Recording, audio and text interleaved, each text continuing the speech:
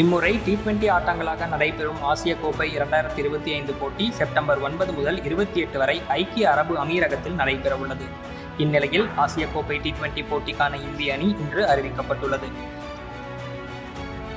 சூரியகுமார் யாதவ் தலைமையிலான அணியில் சுப்மன் கில் துணை கேப்டனாக நியமிக்கப்பட்டுள்ளார்.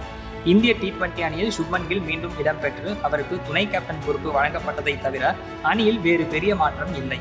ஆசிய கோப்பை அணியில் பும்ராவும் இடம்பெற்றுள்ளார். விக்கெட் கீப்பர்களாக சஞ்சு சாம்சனும் ஜிதேஷ் சர்மாவும் அறிவிக்கப்பட்டுள்ளார்கள். எனினும் சுப்மன் கில் அணியில் இடம்பெறுவதால் இந்திய 11இல் சஞ்சு சாம்சனின் இடம் கேள்விக்குறியாகியுள்ளது. அணியில் இடம் கிடைக்காத பிரசித் கிருஷ்ணா, வாஷிங்டன் சுந்தர், ரியான் பராக், ஜெய்ஸ்வால் ஆகியோர் மாற்று வீரர்களாக அறிவிக்கப்பட்டுள்ளார்கள். இந்த பட்டியலிலும் IPL போட்டியில் சிறப்பாக விளையாடிய ஸ்ரேயஸ் ஐயருக்கு இடம் கிடைக்கவில்லை. இன்றைய செய்தியாளர் சந்திப்பில் பாகிஸ்தானுடன் இந்திய அணி விளையாடுமா என்கிற கேள்விக்கு பதிலளிக்க தேர்வுக்குழு தலைவர் அகர்கர் மறுத்துவிட்டார்.